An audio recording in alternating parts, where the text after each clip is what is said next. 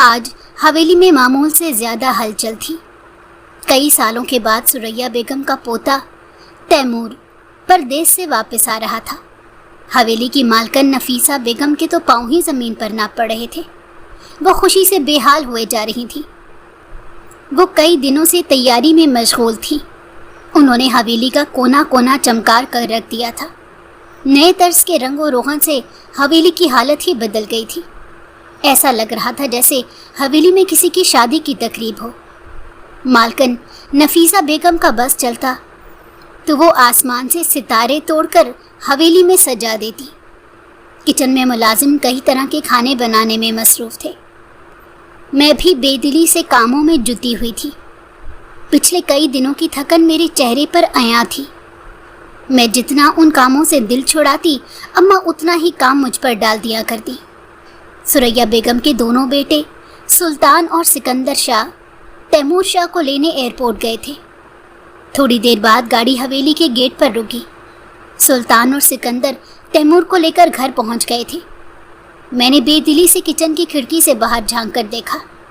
آخر کون تھا وہ نواب زادہ جس کی آمد کا اتنے دنوں سے شور مچا ہوا تھا؟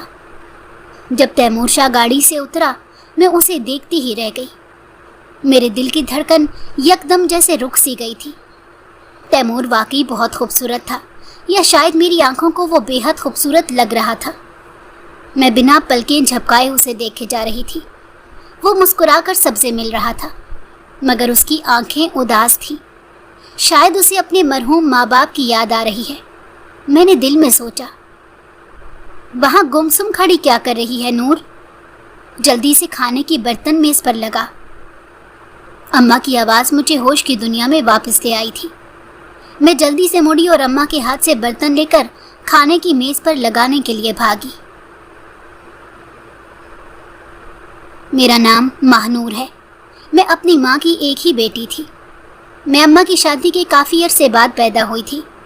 شادی کے بعد کئی سالوں تک اماں کے ہاں کوئی اولاد نہ ہو سکی۔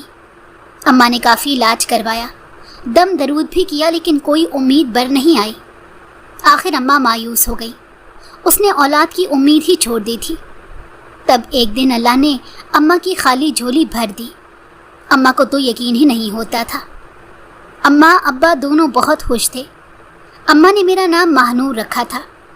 ہمارے گاؤں میں سیدوں کی ایک بہت بڑی حویلی ہوا کرتی تھی۔ وہ گاؤں کے سرداروں میں سے تھے۔ ابا سیدوں کی زمینوں پر کام کرتا تھا، جبکہ اماں سیدوں کی حویلی میں کام کرتی۔ اماں کام پر جاتی تو مجھے بھی اپنے ساتھ لے جاتی۔ ظاہر ہے گھر پر میرا خیال رکھنے والا کوئی نہ تھا۔ حویلی کی مالکن نفیسہ بیگم اچھی خاتون تھی۔ انہیں میرے حویلی آنے پر کوئی اعتراض نہیں تھا، بلکہ وہ میرا کافی خیال رکھتی تھی۔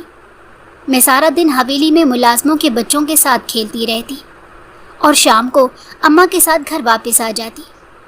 نہ جانے اماں کا نصیب کیسا تھا۔ اللہ نے اولاد کی نعمت سے نوازا تو شوہر کو اپنے پاس بلا لیا۔ میں سال بھر کی تھی جب ایک دن ابا کو بخار ہوا تھا۔ معمولی بخار ایسا بگڑا اور ابا کی بیماری اتنی بڑھی کہ وہ چارپائی سے جا لگا۔ ابا سارا دن بستر پر پڑا کھانستا رہتا تھا۔ کمزوری اتنی تھی کہ ابا زمینوں پر کام کے لیے بھی نہیں جا سکتا تھا۔ اماں بہت پریشان تھی۔ اس نے حویلی جانا بھی چھوڑ دیا تھا اور ابا کی تیمہ داری میں لگ گئی تھی۔ اماں نے ابا کا بہت علاج کروایا، لیکن ابا کی حالت نہ سدھری اور ایک دن ابا کا انتقال ہو گیا۔ اس وقت میری عمر 2 سال تھی۔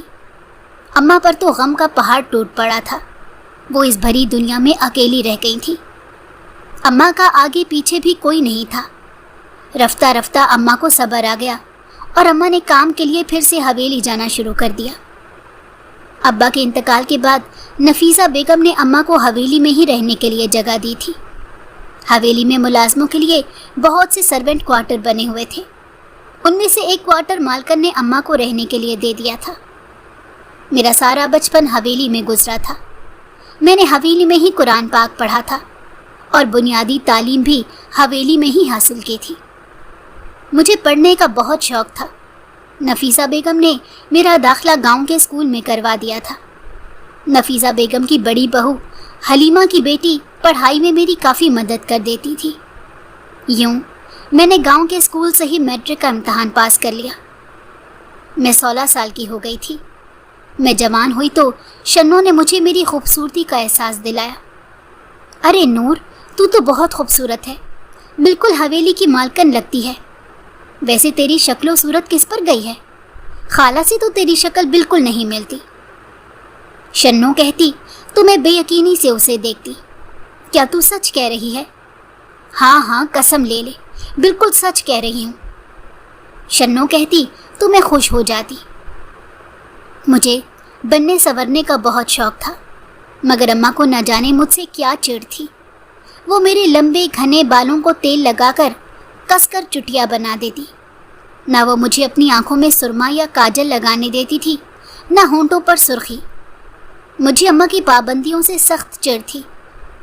अम्मा हवेली की पुरानी मुलाजमा थी, इसलिए नफीसा बेगम को अम्मा पर बहुत एतमाद था। हवेली के तमाम अहम कामों की जिम्मेदारी वो अम्मा को ही दे देती थी। नफीसा बेगम के 4 बच्चे थे।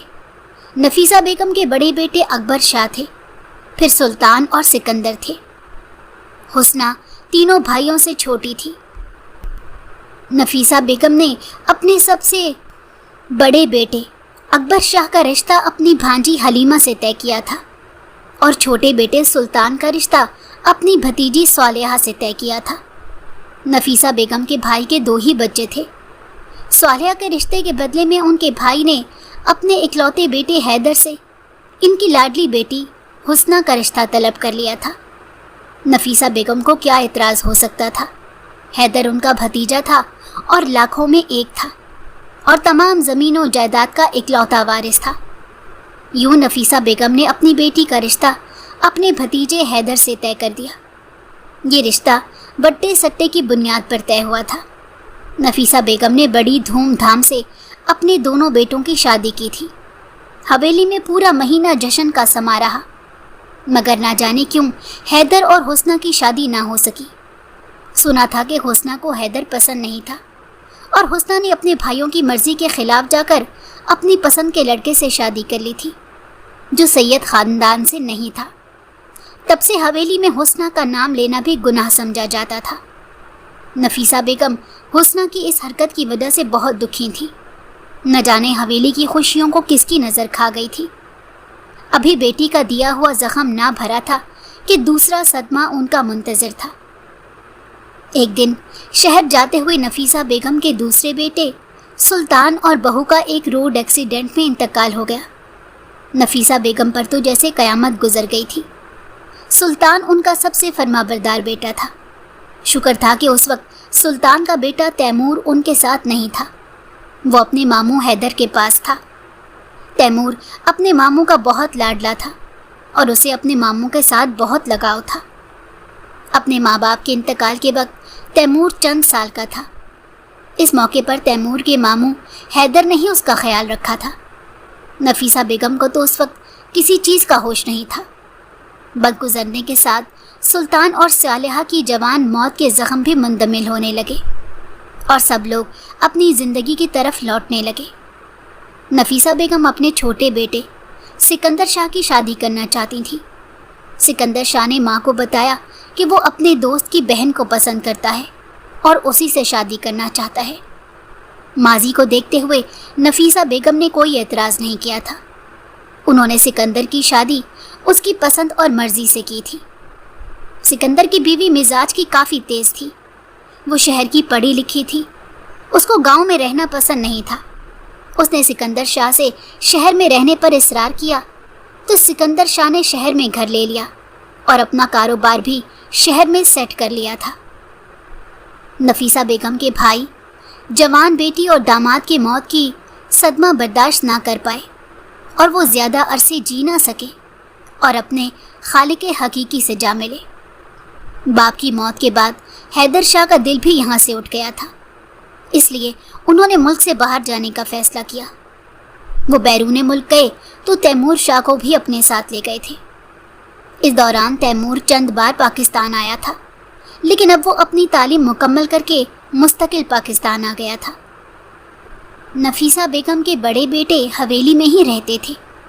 हवेले और ज़मीनों का काम وہی سنبھالتے تھے۔ ان کی ایک بیٹی اور ایک بیٹا تھا۔ ان کی بیٹی کا رشتہ اس کے ماموں کے گھر طے ہو چکا تھا۔ نفیسہ بیگم کے چھوٹے بیٹے کے 3 بچے تھے۔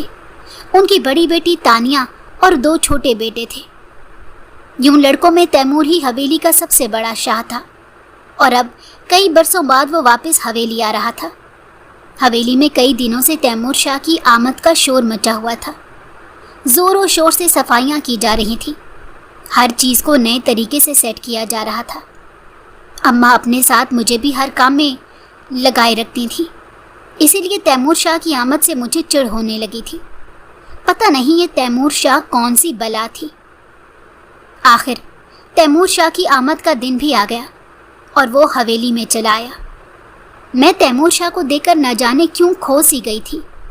مجھے خود اپنی ہی کیفیت سمجھ نہیں آ رہی تھی۔ نہ جانے مجھے کیا ہو گیا تھا۔ میں نے جلدی جلدی کھانے کے برتن میں اس پر لگائے اور کچن میں واپس آئی۔ میرے دل کی دھڑکن ابھی بھی تیز تھی۔ اماں نے مجھے دیکھا تو حیران ہو کر کہا، کیا بات ہے نور، آج تم کھوئی کھوئی سی لگ رہی ہو، تمہاری طبیعت تو ٹھیک ہے؟ کچھ نہیں اماں، بس تھکن ہو گئی ہے، میں نے نظریں چراتے ہوئے جواب دیا۔ اماں نے پیار سے میرے سر پر ہاتھ رکھا۔ اچھا جا کر دیکھو سب مہمان آ گئے ہیں تو کھانا لگا دوں۔ میں دل کی دھڑکن کو سنبھالنے کی کوشش کرتے ہوئے نفیسہ بیگم کے کمرے کی طرف بڑھی جہاں تیمور اور سب گھر والے موجود تھے۔ نفیسہ بیگم کی آنکھوں میں آنسو تھے۔ تیمور بھی ان کے ہاتھ پکڑے ان کی دلجوئی میں مصروف تھا۔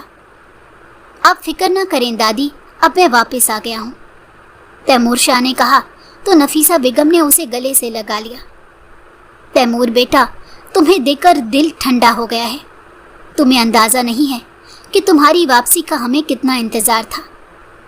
تیمور نے کہا دادی جان، میں بھی آپ سب کو بہت یاد کرتا تھا۔ نفیسہ بیگم کی آنکھوں میں خوشی کے آنسو تھے۔ اللہ تمہیں ہمیشہ خوش رکھے بیٹا۔ میں نے کھانا لگنے کی اطلاع دی تو سب اٹھ کر کھانے کی میز پر چلے آئے۔ کھانے کے دوران بھی میں چپکے چپکے تیمور کا جائزہ لیتے رہی۔ میں حیران تھی کہ مجھے کیا ہو گیا ہے۔ میرے دل کی ایسی کیفیت پہلے کبھی نہ ہوئی۔ تیمور حویلی میں آنے والا پہلا مرد تو نہیں تھا۔ اس سے پہلے بھی کافی مہمان حویلی میں آتے جاتے تھے۔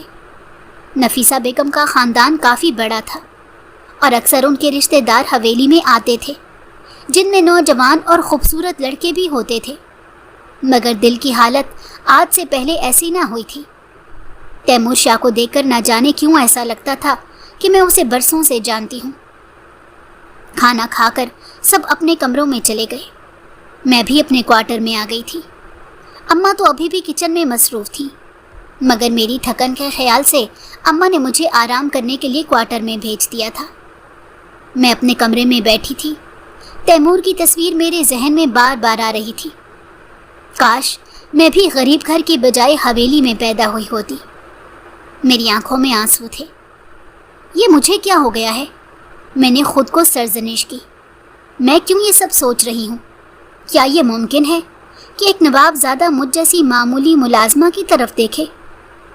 میں چاند کو پانے کے خواب دیکھ رہی تھی، مگر محبت حسب نسب نہیں دیکھتی۔ برسوں پہلے حویلی کی بیٹی حسنہ نے بھی تو محبت کے ہاتھوں مجبور ہو کر یہی کیا تھا۔ حیدر جیسے شاندار اور دولت مند آدمی کو چھوڑ کر اس نے اپنے ایک غریب کلاس فیلو سے نکاح کر لیا تھا۔ حویلی میں حسنہ کا ذکر کوئی نہیں کرتا تھا، مگر اپنی سہیلی شنو کی زبانی مجھے حویلی کی کافی باتیں معلوم ہو گئی تھیں۔ شنو کی ماں فاطمہ بھی کافی عرصے سے حویلی میں کام کر رہی تھی اور وہ حویلی کے سب راز جانتی تھی۔ وہ اکثر شنو سے ماضی کی باتیں کرتی رہتی اور شنو وہ سب باتیں مجھے بتا دیتی تھی۔ اماں تو حویلی کے مکینوں کے بارے میں کبھی کوئی بات نہیں کرتی تھی۔ اگر کبھی میں اماں سے کچھ پوچھتی تو وہ مجھے ڈانٹ کر چپ کرا دیتی اور کہتی کہ مالکوں کی باتوں پر زیادہ توجہ دینے کی ضرورت نہیں ہے، اپنے کام پر توجہ دو اور شنوں سے دور رہا کر۔ اماں کی ڈانٹ کھا کر میں چپ ہو جاتی۔ میں نے تیمور شاہ کے سارے کام اپنے ذمے لیے تھے۔ اماں حیران تھیں کہ مجھے کیا ہو گیا ہے۔ میں تو ہمیشہ کام سے جان چھڑاتی تھی، لیکن تیمور کا کام تو میں دل و جان سے کرتی۔ अम्मा खुश थी कि शायद मैं सुधर गई थी, मगर अम्मा नहीं जानती थी कि जब से तैमूर शाह आया था मेरे दिल की धड़कनें बेतरतीब हो गई थी। मैं जागती आंखों से उसके ख्वाब देखने लगी थी। मैंने इस बारे में किसी को भी कुछ नहीं बताया। एक दिन तैमूर शाह लाउंज में बैठा अपने फ़ोन में मसरूफ़ था। शायद वो गुस्से में था। उसकी पेशानी पर बल पड़े हुए थे। मैं कमरे की सफाई करते हुए उसका जायज़ा लेने में मसरूफ़ थी। वो बिलाशुबा बहुत खूबसूरत था। तभी तैमूर ने नज़रें उठाकर मुझे देखा। मैं यकदम गड़बड़ा गई और जल्दी से सर झुकाकर मेज़ साफ़ करने लगी। सुनो लड़की, उसने इशारा किया, एक गिलास पानी लेकर आओ। जी शाह जी। मैं जल्दी से पानी लेकर आई। तैमूर शाह ने पानी का गिलास पकड़ते मेरी आंखों में झांका तो मेरा हाथ कांप गया और पानी का गिलास तैमूर के ऊपर जा गिरा। ओह, क्या तुम पागल हो? तैमूर गुस्से से उठ खड़ा हुआ था। तुम्हें दिखाई नहीं देता क्या? मेरी आंखों में आंसू आ गए थे। मेरी रोनी शक्ल देखकर उसे मुझ पर रहम आ गया। अच्छा ठीक है, तुम जाओ यहाँ से, तैमूर ने कहा तो मैं सरपट भागी और किचन में जाकर दम लिया। कुछ दिनों में हवेली के सब मेहमान चले गए थे और सिकंदर शाह भी अपनी बीवी और बेटे के हमरा शहर सुधार गए थे, लेकिन उनकी बेटी तानिया हवेली में ही रुक गई थी। तानिया और तैमूर अक्सर घूमने फिरने निकल जाते थे। तानिया बड़ी मॉडर्न और ख़ूबसूरत लड़की थी। वो शहर की पढ़ी लिखी थी। वैसे तो वो काफ़ी नखरे वाली थी, लेकिन तैमूर के साथ उसका रवैया काफ़ी अलग था। दोनों की काफ़ी दोस्ती हो गई थी। शन्नो ने बताया था कि तैमूर और तानिया की शादी की बातें हवेली में चल रही हैं और जल्द ही इन दोनों की मंगनी का ऐलान होने वाला है। मैं ये खबर सुनकर उदास हो गई थी। मैं जानती थी कि शन्नो की कोई खबर कभी गलत नहीं होती। जिस अंदाज में तानिया तैमूर पर अपना हक जमाती थी और धड़ल्ले से उसके साथ घूमती फिरती थी, उससे देखकर तो यही लगता था कि जल्द ही दोनों की शादी का ऐलान कर दिया जाएगा। शन्नो ने भी यही बताया था कि नफीसा बेगम को तानिया की आज़ाद ख्याली बिल्कुल पसंद नहीं। शायद यही वजह थी कि अभी तक दोनों की शादी का ऐलान नहीं हो सका था। आज सुबह से ही मौसम काफ़ी अच्छा था। आसमान पर बादल छाए हुए थे। तैमूर और तानिया लॉन में बैठे थे। तैमूर शाह को उस वक्त चाय पीने की आदत थी। मैं दोनों के लिए चाय बनाकर लॉन में ले गई। तैमूर ने मुझे गौर से देखा। वो मुझे देखकर कुछ चौंक गया था। शायद उसे डर था कि मैं कहीं चाय का कप उसके ऊपर ना उंडेल दूं, लेकिन मैंने आज चाय हाथ में देने की बजाय मेज़ पर रख दी थी। तैमूर का मूड काफ़ी अच्छा था। वो तानिया की बातों पर मुस्कुरा रहा था। क्या तुम यहाँ नई हो? मैंने तुम्हें पहले कभी नहीं देखा। मैंने शर्माते हुए जवाब दिया, जी मैं महानूर हूँ। तैमूर ने मुस्कुरा कर कहा, नूर, तुम्हारा नाम बहुत खूबसूरत है। मेरी आंखें ज़मीन पर जम गईं और दिल की धड़कनें तेज़ हो गई थीं। तानिया को तैमूर का मुझसे बात करना अच्छा नहीं लगा था। उसकी पेशानी पर बल पड़ गए थे। तुम यहाँ क्या बातें बनाने खड़ी हो गई हो? जाओ यहाँ से, उसने गुस्से से कहा तो मैं घबराकर वापस पलटी। इन नौकरों को ज़्यादा मुंह नहीं लगाना चाहिए। मैंने अपने पीछे तानिया की आवाज़ सुनी। मेरा दिल दुख से भर गया था। तैमूर ने न जाने क्या कहा था। मैं तेज़ी से बावर्ची खाने में आ गई। मेरी आंखों में आंसू थे। अगर मैं गरीब थी तो इसमें मेरा क्या कसूर था, लेकिन मैं खुश थी कि तैमूर शाह का रवैया मेरे साथ बहुत अच्छा था। उसने मेरे नाम की तारीफ़ की थी। तैमूर शाह लाख बददिमाग सही, पर मुलाजमों के साथ उसका रवैया हमेशा अच्छा होता था। उस दिन अम्मा ने मुझे तैमूर शाह के कपड़े इस्त्री करने के लिए दिए। नूर, जल्दी से तैमूर शाह के कपड़े इस्त्री करके ला। तैमूर शाह को बाहर जाना है, जल्दी करना। मैं कपड़े लेकर इस्त्री स्टैंड पर आ गई और इस्त्री करने लगी। मैं कपड़े इस्त्री करके जैसे ही मुड़ी, पीछे खड़े तैमूर शाह के चौड़े सीने से टकरा गई। इस अचानक उफ्ताद पर मैं अपना तवाज़ुन बरकरार न रख सकी। मैं नीचे गिरने ही वाली थी कि तैमूर ने मेरी कमर के गिर्द बाजू डालकर मुझे संभाल लिया। وہ نہ جانے کب خود ہی کپڑے لینے میرے پیچھے آ کھڑا ہوا تھا اور اپنے دھیان میں مجھے احساس ہی نہیں ہوا۔ میں یکدم گھبرا گئی تھی، میرے دل کی دھڑکنیں بے ترتیب ہو گئی۔ تیمور شاہ کے اتنے نزدیک آنے کا تو میں نے کبھی خواب میں بھی نہیں سوچا تھا۔ تم ٹھیک تو ہو؟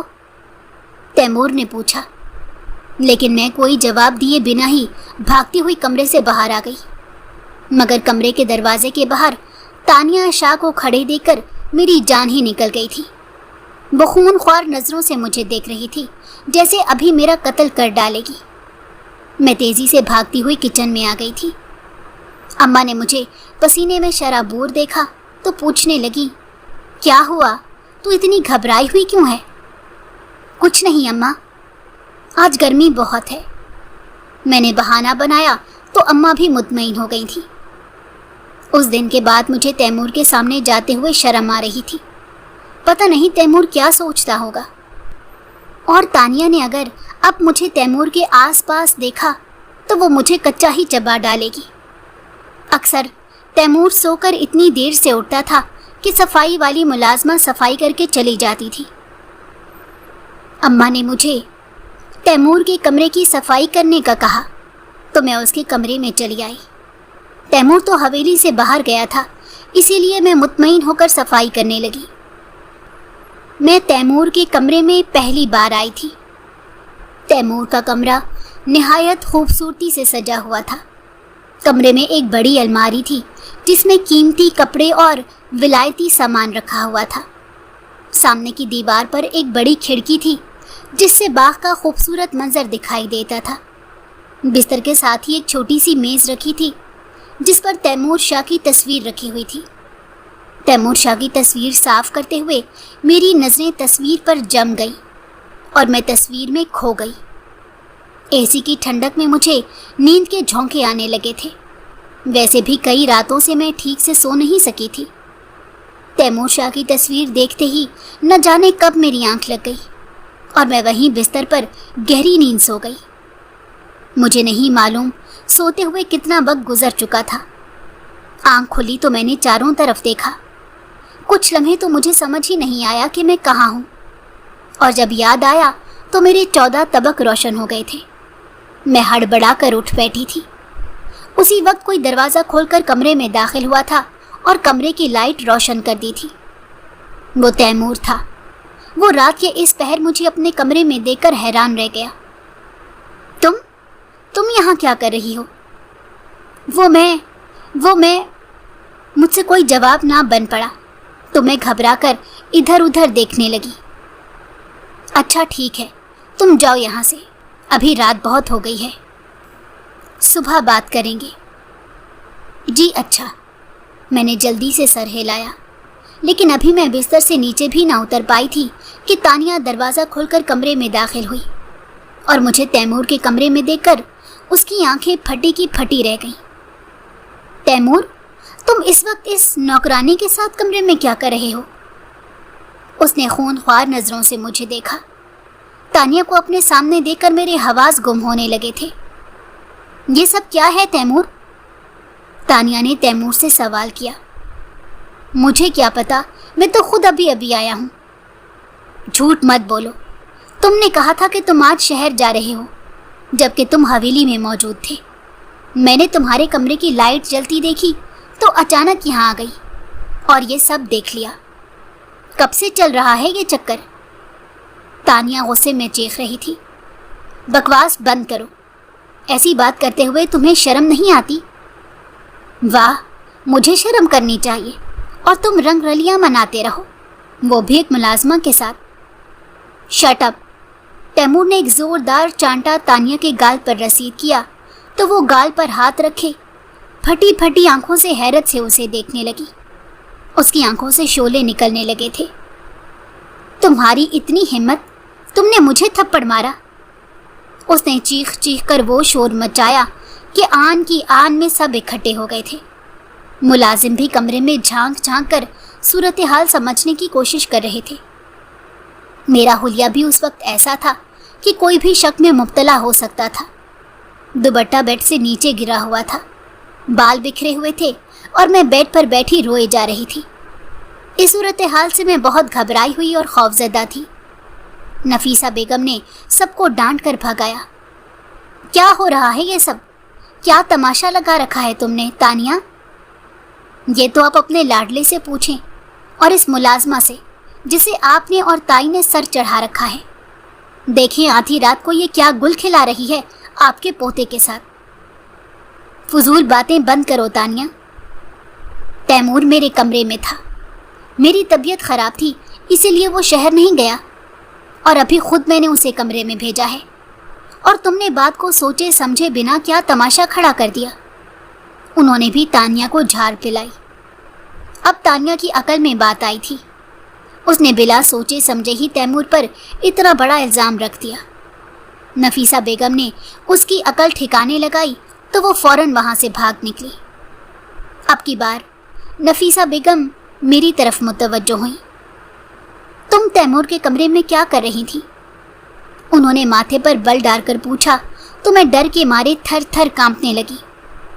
वो मैं सफाई करने आई थी। इस वक्त कौन सी सफाई होती है? नफीसा बेगम का लहजा तेज और चुभता हुआ था। वो दरअसल मेरी आंख लग गई थी। मुझे पता नहीं चला इतना वक्त गुजर गया। मैंने शर्मिंदा होते हुए वही बता दिया जो सच था। अब की बार नफीसा बेगम कुछ नरम पड़ गई थी। ठीक है, तुम जाओ यहाँ से, उन्होंने नरमी से कहा तो मैं लपक कर कमरे से बाहर निकल गई। मैं अपने आप को कोसते हुए फौरन अपने क्वार्टर की तरफ बढ़ी थी। मेरी सुस्ती और कहीं भी सो जाने की आदत ने आज मुझे किस धाने पर ला खड़ा किया था। नफीसा बेगम ने अम्मा को उनकी लापरवाही पर खूब झाड़ पिलाई थी और अम्मा ने मुझे। तानिया ने मुझे जलील करने में कोई कसर नहीं छोड़ी थी। उसने मुझ पर काफ़ी इल्ज़ाम लगाए थे कि मैं तैमूर को फंसाना चाहती हूँ और उस पर डोरें डाल रही हूँ। मैं सिर्फ 16 बरस की थी, इसीलिए उसकी बात पर किसी ने यकीन नहीं किया। मैं तैमूर को पसंद करती थी, लेकिन ये सब करने का तो मैंने कभी नहीं सोचा था। तानिया ने नफीसा बेगम को कहा था कि वो मुझे फ़ौरन हवेली से चलता करें, मगर नफीसा बेगम ने उसकी बात नहीं मानी थी। इसीलिए तानिया नाराज़ होकर शहर वापस चली गई थी। उस दिन के बाद तैमूर शाह की इज़्ज़त मेरी नज़रों में और बढ़ गई। अगर वो चाहता तो उस दिन मेरा फ़ायदा उठा सकता था, लेकिन उसने मुझे फ़ौरन कमरे से जाने को कहा। उस दिन की गलती कि मुझे ये सज़ा मिली थी कि अम्मा ने मुझे तैमूर शाह के सारे काम करने से मना कर दिया था। तानिया नाराज़ होकर शहर वापस चली गई थी और मैं तैमूर से बेहद शर्मिंदा थी, इसीलिए उससे छुपती फिर रही थी। एक दिन मैं किचन में काम कर रही थी कि तैमूर चला आया और मुस्कुरा कर कहने लगा, अब तुम भाग भाग कर मेरे काम नहीं करती। मेरे कितने काम अधूरे पड़े हैं, कमरा भी गंदा पड़ा है। उसने शिकवा किया। वो अम्मा ने मना किया है कि मैं अब आपका कोई काम नहीं करूँगी, क्योंकि मैं सब काम उल्टा कर देती हूँ। मैंने उंगलियां चटखाते हुए कहा तो तैमूर शाह ज़ेरे लब मुस्कुराते हुए किचन से निकल गए। उस दिन से तैमूर की नज़रें काफ़ी हद तक बदल गई थीं। वो जहाँ भी मुझे देखते मुस्कुराने लगते। मैं शर्मिंदा थी, लिहाजा मैं उनकी नज़रों से बचने की कोशिश करती। मेरी कोशिश यही होती कि मैं उनके सामने ना जाऊं, मगर जहाँ मैं काम कर रही होती वो वहीं आ जाते और बैठकर मेरा जायज़ा लेने लगते। मैं तैमूर साहब की मुस्कुराती नज़रों का मतलब अच्छी तरह समझती थी। यकीनन वो दिल ही दिल में मेरी बेवकूफ़ी का मजाक उड़ा रहे थे। सिकंदर शाह अपनी बीवी और तानिया के साथ हवेली आए थे। तब से नफीसा बेगम के कमरे में ना जाने क्या खिचड़ी पक रही थी। उनके दोनों बेटे और बहुएं भी वहीं मौजूद थे। शनो ने बताया था कि सिकंदर शाह अपनी माँ से तानिया और तैमूर की शादी की बात करने आए थे, लेकिन तैमूर ने तानिया से शादी करने से साफ इनकार कर दिया। इस वजह से तानिया की माँ शदीद गुस्से में थी। आपने एक नौकरानी को मेरी बेटी पर फौकियत दी। आपको तो उसी वक्त उसे और उसकी माँ को हवेली से चलता कर देना चाहिए था, और आपने तानिया को वापस शहर आने दिया और उसको हवेली में बिठा रखा है। सिकंदर शाह की बीवी ने कहा, अम्मा आप जानती हैं کہ تانیہ بہت جذباتی ہے. تانیہ کے لیے بہت رشتے ہیں لیکن وہ تیمور سے شادی کرنا چاہتی ہے. اور غلطی صرف اس کی نہیں ہے، تیمور کی بھی ہے. آپ تیمور کو سمجھائیں کہ وہ اس رشتے سے انکار نہ کرے. سکندر نے کہا. تیمور پہلے بھی تانیہ سے شادی پر راضی نہیں تھا. میں نے ہی اسے راضی کیا تھا، لیکن اب اس نے صاف انکار کر دیا ہے. ویسے بھی تانیہ اور تیمور کا رشتہ بے جوڑ ہے. دونوں کے مزاج میں زمین آسمان کا فرق ہے. تیمور اپنے باپ کی حویلی میں رہنا چاہتا ہے اور تانیہ کو گاؤں میں رہنا پسند نہیں ہے. اسی طرح یہ رشتہ کیسے چلے گا؟ نفیسہ بیگم نے کہا. شادی کے بعد سب ٹھیک ہو جاتا ہے اماں. آپ تیمور سے بات کریں، بلکہ پہلے آپ اس لڑکی اور اس کی ماں کو حویلی سے چلتا کریں. ملازم بھی طرح طرح کی باتیں کر رہے ہیں. میں انہیں اتنی رقم دے دوں گا کہ ان کی باقی کی زندگی آرام سے گزر جائے گی. وہ یہاں سے چلی جائیں گی تو تیمور کا غصہ بھی ختم ہو جائے گا اور وہ شادی کے لیے بھی مان جائے گا. بلکہ میں خود ہی انہیں یہاں سے جانے کا کہہ دیتا ہوں. سکندر شاہ اٹھے تو نفیسہ بیگم نے انہیں روک دیا تھا. نہیں سکندر شاہ، مانور یہاں سے کہیں نہیں جائے گی. کیوں اماں؟ آپ ایک نوکرانی کی اتنی طرفداری کیوں کر رہی ہیں؟ آخر وہ ایک ملازمہ ہی تو ہے. سکندر شاہ نے غصے سے کہا. تم یہ بھول رہے ہو سکندر کہ تیمور کو حیدر اور اس کی بیوی نے پالا ہے. تیمور کا رشتہ طے کرنے کا حق بھی انہی کا ہے اور انہوں نے تیمور کے لیے مانور کا انتخاب کیا ہے. تیمور کو بھی اپنی ماں کی پسند پر کوئی اعتراض نہیں. وہ دل و جان سے راضی ہے. یہ آپ کیا کہہ رہی ہیں اماں؟ سکندر شاہ حیران رہ گئے تھے. حیدر کی بیوی مانور کو کیسے جانتی ہے؟ وہ تو کبھی پاکستان نہیں آئی. وہ تیمور کی شادی مانور سے کیوں کرنا چاہتی ہے؟ یہ سب کیا ہو رہا ہے اماں؟ سکندر شاہ نے پوچھا. باقی سب لوگ بھی حیران تھے. شاید اب اس حقیقت سے پردہ اٹھانا پڑے گا جو برسوں سے میرے دل میں قید ہے. نفیسہ بیگم کی آنکھوں میں آنسو تھے. اکبر اور سکندر شاہ چونک کر انہیں دیکھنے لگے. نفیسہ بیگم ماضی میں کھو گئی تھی جب وہ خوشی خوشی اپنے بیٹے کی شادی کی تیاریوں میں مصروف تھی. آپ تو بھائی کا رشتہ طے کرنے گئی تھی نا، پھر آپ نے حیدر سے میرا رشتہ طے کیوں کیا؟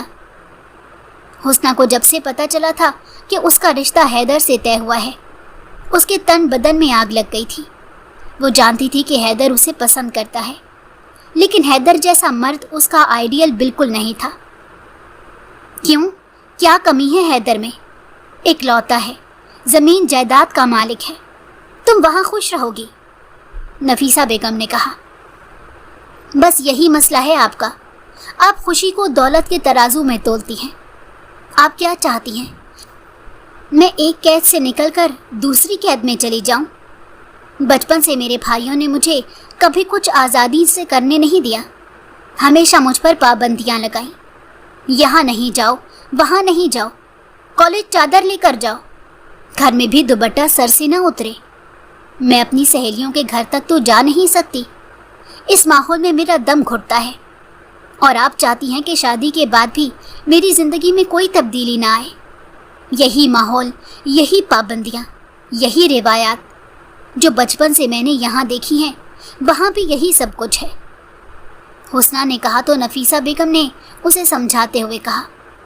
تمہارے بھائی تم سے بہت محبت کرتے ہیں، اسی لیے وہ تم پر یہ سب پابندیاں لگاتے ہیں. لیکن حیدر اتنا روایت پسند نہیں ہے. تم فکر نہ کرو، تم اس کے ساتھ خوش رہو گی. مگر حسنہ کو تو اپنا آئیڈیل مل چکا تھا. اس کا کلاس فیلو ناصر، جو عورت کی عزت کرتا تھا، عورت کو آزادی دینے کا قائل تھا. وہ سٹیج پر آ کر عورت کے حقوق اور آزادی کی بات کرتا تو اس کا لفظ لفظ حسنہ کے دل میں اتر جاتا. دونوں ایک دوسرے کو چاہتے تھے. اس کے بھائی ناصر سے اس کی شادی کرتے یہ ممکن نہ تھا.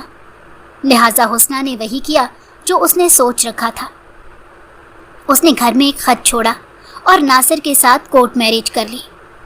حسنہ کے تینوں بھائیوں کا غیرت اور شرم سے برا حال تھا. ان کا بس نہیں چلتا تھا کہ حسنہ ملے تو اس کے شوہر سمیت اس کو موت کے گھاٹ اتار دے. مگر نفیسہ بیگم نے ان کو قسم دی تھی کہ جو ہونا تھا ہو چکا تھا. وہ اپنی بہن کے گندے خون سے اپنے ہاتھ رنگ کر اپنی زندگی خراب نہیں کریں گے۔ حسنہ نے آنکھوں میں بہت سے خواب سجا کر ناصر سے شادی کی تھی، مگر شادی کے چند ماہ میں ہی حسنہ کے سب خواب چکنا چور ہو گئے تھے۔ ناصر کی باتیں محض لفاظی تھیں، وہ بھی انہیں روایتی مردوں میں سے تھا جو اس کے اپنے گھر میں تھے، بلکہ اس کے گھر کے مرد تو ناصر سے لاکھ درجے بہتر تھے، کیونکہ انہوں نے کبھی اپنی بیویوں پر ہاتھ نہیں اٹھایا تھا، اور حسنہ کو تو وہ بہت چاہتے تھے۔ حسنہ نے ہیرا چھوڑ کر پتھر کا انتخاب کر دیا تھا۔ کالج کی 4 سال کی محبت چند ماہ بھی نہ چل سکی تھی، اور ناصر نے حسنہ کو طلاق دے کر گھر سے نکال دیا تھا۔ حسنہ کا کوئی ٹھکانہ نہیں تھا۔ وہ رات کے اندھیرے میں منہ چھپا کر حویلی چلی آئی تاکہ اپنی ماں اور بھائیوں سے معافی مانگ سکے۔ شکر تھا کہ اس دن نفیسہ کے بھائی حویلی میں موجود نہ تھے، ورنہ وہ شاید اپنے غصے پر قابو نہ رکھ پاتے۔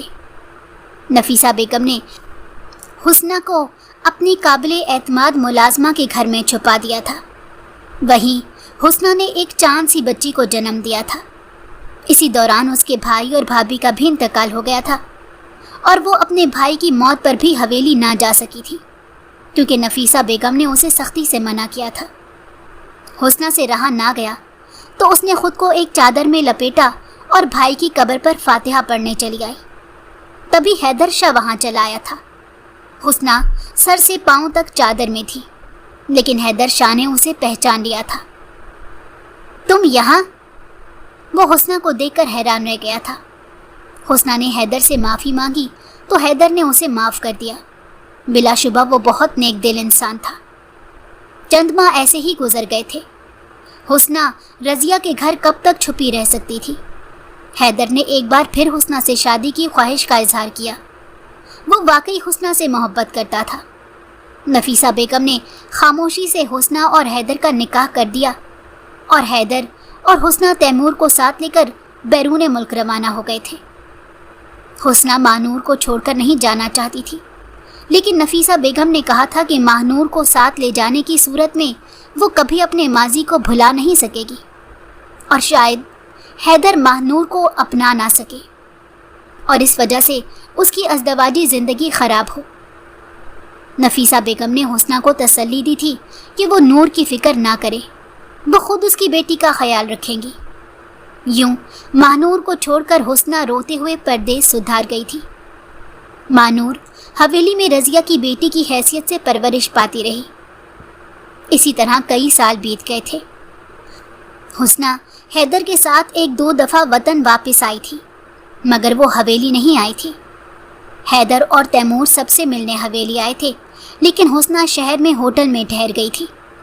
نفیسہ بیگم کسی بہانے سے شہر جا کر اس سے مل آئی تھی، اور رضیہ اور ماہنور کو بھی اپنے ہمراہ لے گئی تھی۔ ماہنور اس وقت کافی چھوٹی تھی، اس کو کچھ یاد نہیں تھا۔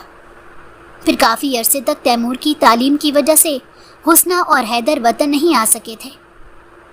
حسنہ نے تیمور کو سگی ماں کی طرح پالا ہے۔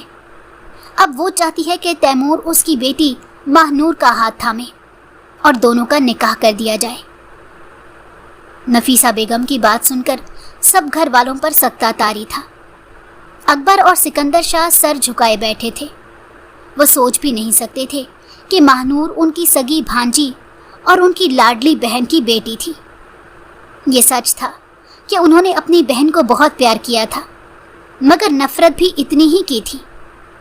اس کی کورٹ میرج کے بعد کبھی زبان سے اس کا نام نہیں لیا تھا، کیونکہ جو حرکت اس نے کی تھی اس سے وہ بہت غصے میں تھے۔